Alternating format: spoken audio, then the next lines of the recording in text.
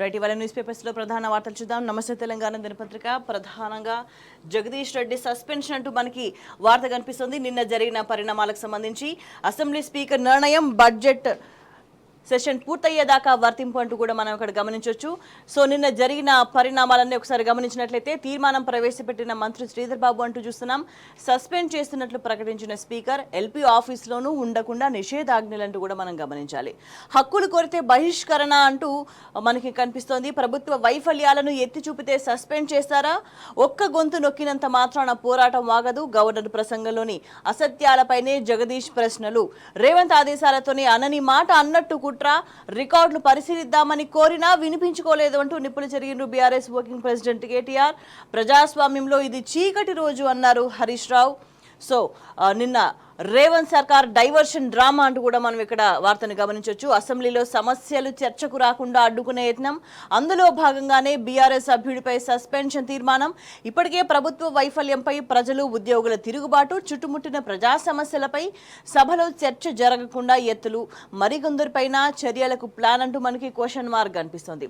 So శాసనసభ నుంచి BRS MLA Jagadish రెడ్డిని సస్పెండ్ చేసినట్లు నిన్న స్పీకర్ గడ్డం ప్రసాద్ కుమార్ అసెంబ్లీలో ప్రకటించారు. ఈ సెషన్ పూర్తయ్యేదాకా సభ నుంచి సస్పెండ్ చేసినట్లు పేర్కొన్నారు జగదీష్ రెడ్డిని. దీంతో బడ్జెట్ సమావేశాలు పూర్తయ్యేదాకా కూడా జగదీష్ రెడ్డి సభకు హాజరయ్యే అవకాశం లేదు. సో దీనికి సంబంధించిన అప్డేట్ ఇది. నిన్న జరిగిన పరిణామాల నేపథ్యంలో ప్రజా సమస్యలు ప్రస్తావనకు తీసుకొస్తున్నారు కాబట్టి ఇట్లా చేస్తున్నట్టు కూడా బీఆర్ఎస్ ఖండించిన పరిస్థితి కనిపిస్తుంది. అసెంబ్లీలో బడ్జెట్ సమావేశాల నుంచి మాజీ మంత్రి ఎమ్మెల్యే జగదీష్ రెడ్డిని సస్పెండ్ చేయడాన్ని నిరసిస్తూ నిన్న హైదరాబాద్ నెక్లెస్ రోడ్లోని అంబేద్కర్ భారీ విగ్రహం దగ్గర ఆందోళనకు దిగిన బీఆర్ఎస్ ఎమ్మెల్సీలు, శాసనసభ్యుల ఫోటోగ్రాఫ్ మనం ఇక్కడ చూస్తున్నాం.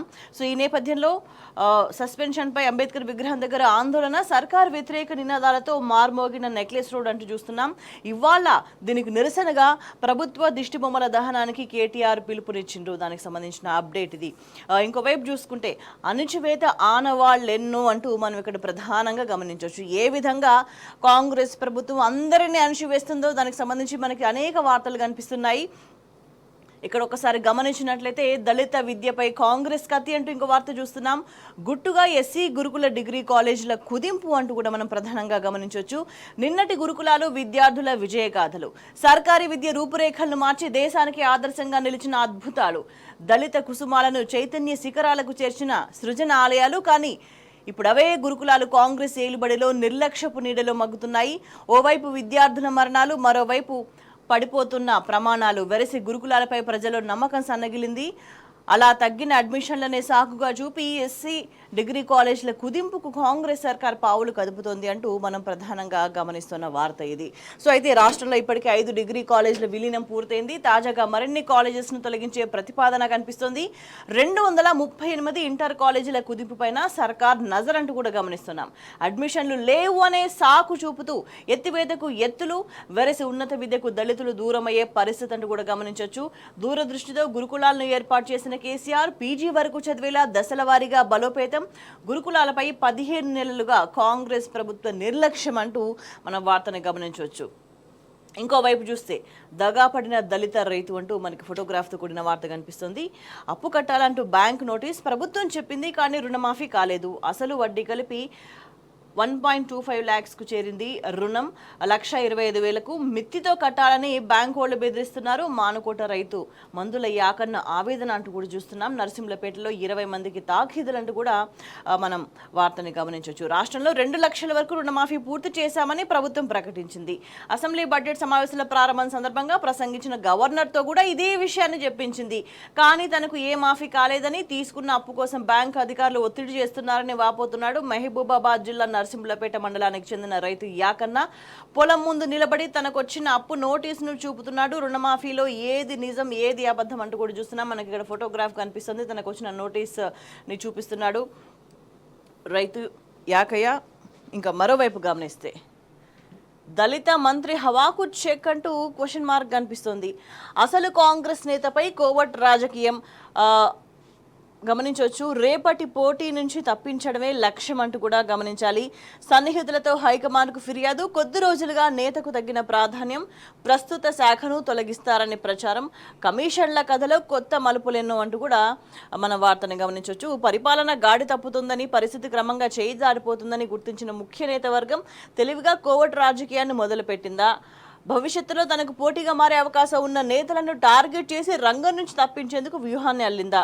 ఇందులో భాగంగా రేపటి రోజున అత్యున్నత పదవికి పోటీదారులు కాగలిగే అవకాశం ఉన్న 3 కీలక మంత్రులకు ముందస్తుగా పొగబెట్టే ప్రయత్నాలు మొదలయ్యాయా?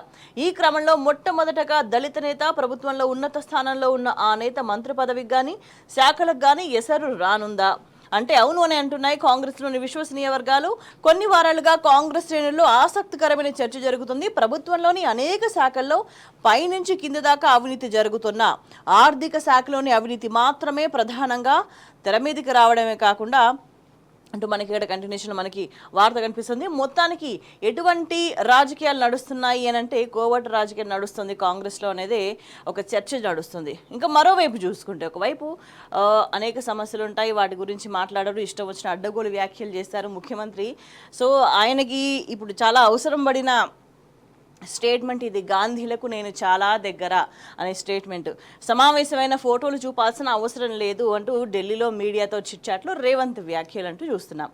సో ముఖ్యమంత్రి కమెంట్స్పై రాజకీయ వర్గాల్లో చర్చ, కాంగ్రెస్ అధిష్టానంతో బంధం చెడిందని ప్రచారం, రేవంత్కు అపాయింట్మెంట్ ఇవ్వట్లేదు అంటూ వార్తలు, రాహుల్ సిద్ధాంతం వ్యాఖ్యలతో ఆత్మరక్షణలో సీఎం, కవరింగ్ కోసమే అడగకుండా ముఖ్యమంత్రి వివరణ అంటూ మనం ఇక్కడ వార్తని గమనించవచ్చు. ఇంకోవైపు చూసుకుంటే సీఎం రేస్లో నేను లేను, అసెంబ్లీలో కేసీఆర్ తర్వాత నేనే సీనియర్ అంటూ మంత్రి ఉత్తమ్ చిట్చాట్ అంటూ చూస్తున్నాం. కొత్త కార్డులు ఇచ్చిన తర్వాతే సన్నబియ్యం పంపిణీ అని వెల్లడి అంటూ కూడా మన వార్తని గమనించవచ్చు. ఇంకోవైపు ఏ విధంగా ఎన్ని విధాలుగా అణచివేత జరుగుతుంది, ఎన్ని విధాలుగా ప్రభుత్వం ఇష్టం వచ్చినట్టుగా అడ్డగోలుగా వ్యవహరిస్తుందనే దానికి నిదర్శనం సెంట్రల్ వర్సిటీ భూములపై గురి అంటూ మనం ప్రధానంగా వార్త చూడాలి. ఇక్కడ 400 ఎకరాలు విక్రయించేందుకు యత్నం అంటూ చూస్తున్నాం. రేవంత్ సర్కార్ తీరుపై విద్యార్థుల నిరసన, సీఎం అపాయింట్మెంట్ ఇవ్వడం లేదని మండిపాటు, అమ్మకం ఆపకుంటే చలో సెక్రటేరియట్కు హెచ్చరిక, పాలన చేతగాకే భూముల విక్రయం అంటూ విద్యార్థి నేతల వ్యాఖ్యలు కూడా మనం గమనించవచ్చు. హైదరాబాద్ సెంట్రల్ యూనివర్సిటీ దేశంలోనే ప్రతిష్టాత్మక యూనివర్సిటీగా ఖ్యాతిగాంచింది. సువిశాల ప్రాంగణంలో విద్యార్థులకు సకల సౌకర్యాలతో సేవలు అందిస్తుంది. ఈ యూనివర్సిటీ భూములను తెగనమ్మేందుకు కాంగ్రెస్ ప్రభుత్వం సిద్ధమవడంపై విద్యార్థులు భగ్గుమంటున్నారు. ఏటా విద్యార్థుల సంఖ్య పెరగడంతో పాటు కొత్త కోర్సులు, పరిశోధనల విస్తరణ, ఇతరత్ర అవసరాల కోసం వర్సిటీని విస్తరించాల్సిన ప్రభుత్వం భూములను అమ్ముకొని సొమ్ము చేసేందుకు ప్రయత్నించడం అనేది మంచి పని కాదు అంటూ కూడా విద్యార్థి నేతలంతా కూడా ఈ చర్యను వ్యతిరేకిస్తున్న పరిస్థితులు కనిపిస్తున్నాయి. దానికి సంబంధించి వాళ్ళ నిరసనకు సంబంధించిన ఫోటోగ్రాఫ్ కూడా మనకి ఇక్కడ కనిపిస్తుంది. సో ఇంకోవైపు గమనించినట్లయితే ప్రభుత్వ నిర్లక్ష్యం అన్ని విధాలుగా అన్ని చోట్ల ఎట్లా ఉందో మనం ఇంకోసారి గమనించినట్లయితే పట్నం తాగునీటికి ప్రమాద ఘంటికలు అంటూ మనం ఇంకో ప్రధాన వార్త గమనించాలి. ఇక్కడ వచ్చిన వరదను వచ్చినట్టుగా ఏపీ తరలించకపోవడంతో నాగార్జున సాగర్ అడుగంటింది. ఫలితంగా హైదరాబాద్ తాగునీటి వ్యవస్థకు ప్రమాద ఘంటికలు మోగుతున్నాయి. 25 ఏళ్లలో ఎప్పుడూ లేని విధంగా మార్చ్లోనే ఎమర్జెన్సీ మోటార్ల వాడకానికి జలమండలి చూస్తుండడం పరిస్థితి తీవ్రతకు అద్దం పడుతుంది. 4.68 కోట్లతో పుట్టంగడి వద్ద ఎమర్జెన్సీ మోటార్ల ఏర్పాటుకు గురువారం అధికారులు టెండర్లు పిలవడం గమనార్హం అంటూ కూడా మనం ప్రధానంగా గమనించవచ్చు.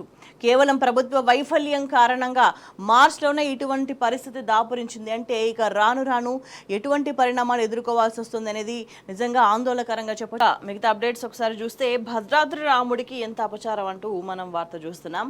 6 గంటలు ఆగిన అంకురార్పణ, రామనవమి వేడుకల ప్రారంభంలో ఘటన, ఇటీవల ఉప ప్రధాన అర్చకుడి బదిలీ, ఉత్సవాల కోసం రప్పించాలన్న అర్చకులు ఈవో స్పందించకపోవడంతో నిరసన, భక్తుల అసహనంతో అధికారుల చర్చలు, ఎట్టకేలకు 10 గంటలకు అంకురార్పణ అంటూ మనం వార్తను ఇక్కడ గమనించవచ్చు. ఇంకోవైపు చూస్తే ప్రజాస్పందన వెల్లడిస్తే అరెస్ట్లా అంటూ మనం వార్త చూస్తున్నాం. రైతుల ఆవేదనను ప్రసారం చేసిన జర్నలిస్టులకు సంఖ్యలా అంటూ చూస్తున్నాం. మహిళా జర్నలిస్టులకు సంఖ్యలు వేసే సంస్కృతి ఎక్కడిది అంటూ కూడా ప్రశ్నిస్తున్నారు. టెర్రరిస్టుల, దోపిడీ దొంగల, రేవతి తన్వి అక్రమ అరెస్టుపై జర్నలిస్టు సంఘాల మండిపాటు అంటూ కూడా వార్తను గమనించాలి. అసహనం అనే అంటువ్యాధి ఫలితంగానే అరెస్టులు అంటూ కపిల్ సిబల్ చేసిన వ్యాఖ్యలు కూడా మనకి ఇక్కడ కనిపిస్తున్నాయి. ఇంకోవైపు రేపటి నుంచి ఒంటి పూట బడి అంటూ చూస్తున్నాం. మార్నింగ్ 8 నుంచి మధ్యాహ్నం 12:30 వరకు తరగతులు అంటూ. ఇక మిగతా అప్డేట్స్ ఒకసారి మనం గమనించినట్లయితే ఎస్, గవర్నర్ ప్రసంగంలో పసలేదు అనేది మనకి ఇంకో హెడ్లైన్ కనిపిస్తుంది. ఏఐ చాట్ జీపీటీలతో తయారు చేసినట్టుంది, గవర్నర్ కూడా మనసు పెట్టి చదివినట్టు లేదు. 36 నిమిషాల్లో 360 అబద్ధాలు ఆడించారు. గవర్నర్ ప్రసంగానికి ధన్యవాద తీర్మానంపై ఎమ్మెల్యే జగదీష్ రెడ్డి అంటూ కూడా మనం ఇక్కడ గమనించవచ్చు. గవర్నర్ ప్రసంగంలో పసలేదని, ఆర్టిఫిషియల్ ఇంటెలిజెన్స్ చాట్ జీపీటీలను వాడి ప్రసంగ పాఠం తయారు చేసినట్టుగా ఉందని బీఆర్ఎస్ ఎమ్మెల్యే జగదీష్ రెడ్డి నిన్న ఎద్దేవా చేసిండ్రు.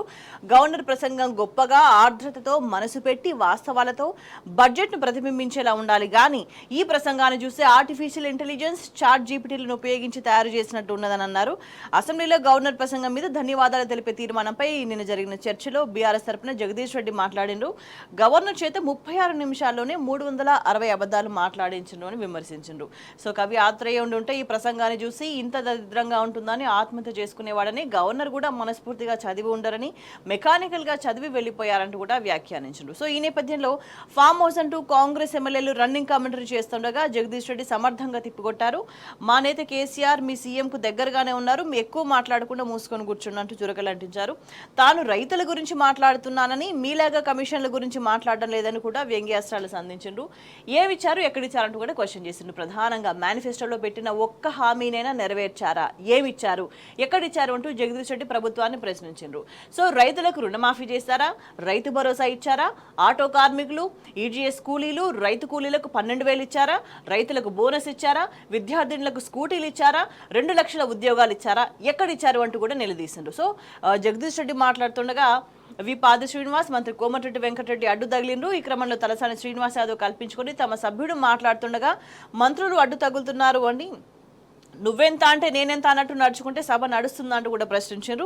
ఈ తరుణంలో స్పీకర్ కల్పించుకొని గవర్నర్ ప్రసంగంపైనే మాట్లాడాలని జగదీష్ రెడ్డికి సూచించారు.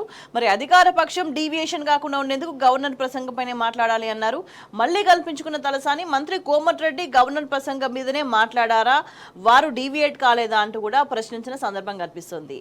సో అసెంబ్లీలో ఎటువంటి పరిణామాలు చోటు చేసుకుంటున్నాయి, ఎటువంటి వ్యవహార శైలి నడుస్తుంది అనే దానికి నిదర్శనమే ఆ కన్వర్జేషన్కి సంబంధించిన వివరాలను మనం ఒకసారి గమనించవచ్చు.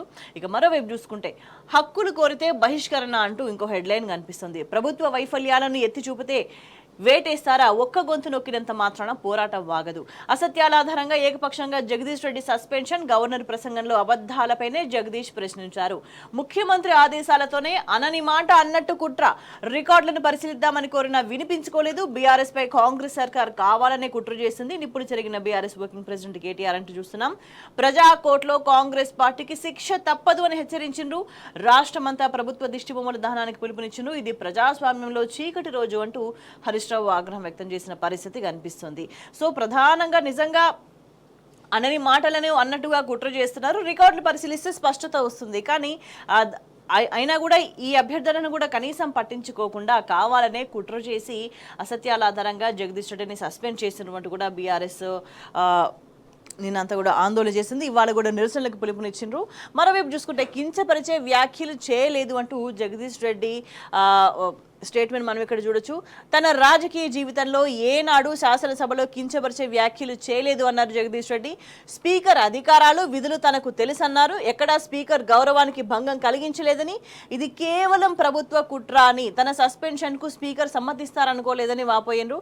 ఎండుతున్న పంటలు, ప్రజల సమస్యలు, రైతుల బాధలు, వివిధ వర్గాల ప్రజలు ఎట్లా మోసపోయామని బాధపడుతున్నారో వివరాలను స్పీకర్ దృష్టికి తెచ్చే ప్రయత్నం చేశానన్నారు. ప్రభుత్వాన్ని ప్రశ్నించే హక్కు తమకు ఉన్నది అన్నారు. తనకు మాట్లాడే అవకాశం ఇవ్వాలని స్పీకర్ను ప్రాధేయపడ్డారని, ఈ సభ అందరిదని, కాంగ్రెస్ వాళ్ళదే కాదు అని, అందరినీ నియంత్రించాలని మాత్రమే స్పీకర్ కు గుర్తు చేశారన్నారు. స్పీకర్ స్థానానికి కులం మతం ఉంటుందా అని కూడా ప్రశ్నించారు. నిరసన కార్యక్రమంలో శాసనమండలి ప్రతిపక్ష నేత మధుసూదనాచారి, ఎమ్మెల్సీ వాణిదేవి, బీఆర్ఎస్ మాజీ మంత్రులు, ఎమ్మెల్యేలు తలసాని శ్రీనివాస్ యాదవ్, సబితా ఇంద్రారెడ్డి, గంగుల కమలాకర్, వేముల ప్రశాంత్ రెడ్డి, సునీత లక్ష్మారెడ్డి, ముఠా గోపాల్, కేపీ వివేకానంద కూడా పాల్గొన్నారంటూ కూడా మనం ఇక్కడ వార్తని గమనించవచ్చు. సో ఏం జరుగుతుంది, ప్రభుత్వం ఏ విధంగా వ్యవహరిస్తుంది, ప్రజల సమస్యలు ప్రస్తావనకు రాకుండా ఎట్లా ప్లాన్ చేసుకుంటుంది అటెన్షన్ డైవర్షన్కి అనేది మనకి ఇవన్నీ గమనిస్తే చాలా క్లియర్గా అర్థమవుతుంది. సో ఇంకోవైపు చూస్తే భయంతోనే బీఆర్ఎస్ గొంతు నొక్కే ప్రయత్నం అంటూ కూడా మనం వార్త చూస్తున్నాం. కమిషన్లు ఢిల్లీకి పంపే మూటలపై చర్చకు రావద్దు అనే దుశ్చర్య, సీఎం ఆదేశాలతో జగదీష్ సస్పెండ్ అంటూ బీఆర్ఎస్ వర్కింగ్ ప్రెసిడెంట్ కేటీఆర్ చేసిన వ్యాఖ్యలు ఇవి. సస్పెన్షన్పై నేడు నిరసనలు, సర్కార్ దిష్టిబొమ్మల దహనం, పార్టీ నేతలు శ్రేణులకు పిలుపు అంటూ కూడా మనం వార్తని గమనించవచ్చు. ఇదే సందర్భంలో అంబేద్కర్ విగ్రహం సంకెళ్లతో బందీ అంటూ కూడా మనం చూస్తున్నాం. కేసీఆర్ ప్రభుత్వం ఏర్పాటు చేసిన ప్రపంచంలోనే అతిపెద్దదైన 125 అడుగుల అంబేద్కర్ విగ్రహాన్ని సంకెళ్లతో బంధించిన నీచమైన చరిత్ర కాంగ్రెస్ ప్రభుత్వానిది అని కేటీఆర్ విమర్శించారు. ఒక గొంతు నొక్కినంత మాత్రాన ఏదో సాధించామని భ్రమపడుతున్నారు. కానీ కాంగ్రెస్ అప్రజాస్వామిక వైఖరిని నిరసిస్తూ సీఎం రేవంత్ అహంకార నియంత్రిత పోకడలకు వ్యతిరేకంగా ప్రభుత్వ దిష్టిబొమ్మల దహనానికి పిలుపునిచ్చినామని చెప్పేసి కూడా వ్యాఖ్యానించారు. ఇంకో వైపు చూసుకుంటే జగదీష్ రెడ్డి సస్పెన్షన్ మీద నిరసనల వెల్లువ అంటూ కూడా మనం వార్తను గమనించవచ్చు. సూర్యాపేట జిల్లా కేంద్రంలో ప్రభుత్వ దిష్టిబొమ్మను దానం చేస్తున్నారు బీఆర్ శ్రేణుల ఫోటోగ్రాఫ్ మనకు కనిపిస్తుంది. ఉమ్మడి నల్గొండ జిల్లా వ్యాప్తంగా బీఆర్ శ్రేణులు భగ్గుమన్నాయి. రాస్తారోకోలో దిష్టిబొమ్మల దహనం అంటూ కూడా మనం వార్తను గమనించవచ్చు. ఇంకో వైపు చూసుకుంటే ప్రతిపక్షాల గొంతు నొక్కొద్దు అంటూ మనకి ఇంకో హెడ్లైన్ కనిపిస్తుంది. కాంగ్రెస్ ఇచ్చిన హామీలపైనే జగదీష్ రెడ్డి మాట్లాడారు. సభ అందరిది, కాంగ్రెస్ కాదు అని ప్రస్తావించారు అంటూ మాజీ మంత్రి ప్రశాంత్ రెడ్డి చేసిన వ్యాఖ్యలు మనకి ఇక్కడ కనిపిస్తున్నాయి. అసెంబ్లీ చరిత్రలో చీకటి రోజు అంటూ ఎంపీ వద్రాజు కమెంట్స్ మనం గమనించవచ్చు. ప్రభుత్వాన్ని నిలదీస్తున్నందుకే వేటు అంటూ ఎమ్మెల్సీ దాసోజు శ్రవణ్ చేసిన వ్యాఖ్యలు గమనించవచ్చు. సభలో సభ్యులందరికీ సమాన హక్కులు ఇవ్వాలంటూ తలసాని చేసిన కమెంట్స్, మరోవైపు జగదీష్ రెడ్డి సస్పెన్షన్ పిరికిపంద చర్య అంటూ ఆర్ఎస్ ప్రవీణ్ కుమార్ వ్యాఖ్యలు కూడా మనకి ఇక్కడ కనిపిస్తున్నాయి. సో సస్పెన్షన్ శోచనీయమంటూ పలువురు నేతల వ్యాఖ్యానాలు కూడా మనకి కనిపిస్తున్నాయి. సో ఈ నేపథ్యంలో సభ నుంచి సస్పెన్షన్ ఏకపక్షం అంటూ మనకి ఇంకో వార్త కనిపిస్తుంది. బీఆర్ఎస్కు దక్కని మాట్లాడే ఛాన్స్, వివరణకు సమయం ఇవ్వకుండా ఎలా నిర్ణయం తీసుకుంటారంటూ రాజకీయ వర్గాల్లో విస్మయం అంటూ మనం వార్తను ప్రధానంగా గమనించవచ్చు. ఎందుకంటే ఏం జరిగింది, ఎట్లా జరిగింది అనే దానికి సంబంధించి ఒక వివరణ ఇచ్చే అవకాశం ఇవ్వాలి. కానీ అటువంటి అవకాశం ఏది ఇవ్వకుండా ప్రభుత్వం ఏ విధంగా వ్యవహరించింది, నిన్న అసెంబ్లీలో ఎటువంటి పరిణామాలు జరిగినాయి అనేది అంతా కూడా చర్చనీయాంశంగా మారింది. ఈ నేపథ్యంలో 4 గంటల పాటు తర్జన భర్జన అంటూ మనం గమనించాలి వార్తని. అసెంబ్లీ ఉత్కంఠ వాతావరణం, జగదీష్ రెడ్డి వ్యాఖ్యలపై మల్లగుల్లాలు, అసెంబ్లీ టు ఢిల్లీ సీఎంతో మంతనాలు అంటూ కూడా గమనిస్తున్నాం. డైరెక్షన్ కోసం గంటల పాటు అధికార పక్షం ఎదురు చూపు అంటూ కూడా మన వార్తని గమనించవచ్చు. సో నిన్న అసెంబ్లీలో బీఆర్ఎస్ ఎమ్మెల్యే జగదీష్ రెడ్డి వ్యాఖ్యల మీద ఎటువంటి చర్యలు తీసుకోవాలనే దానికి సంబంధించి అధికార పక్షం సుమారు 4 గంటల పాటు తర్జన భర్జన పడింది. సో జగదీష్ రెడ్డి ప్రసంగంలో తప్పు దొర్లిందని, ఆయన వ్యాఖ్యలు స్పీకర్ను అగౌరవపరిచేలా ఉన్నాయంటూ ముందు అధికార పక్షం ఆందోళనకు దిగింది.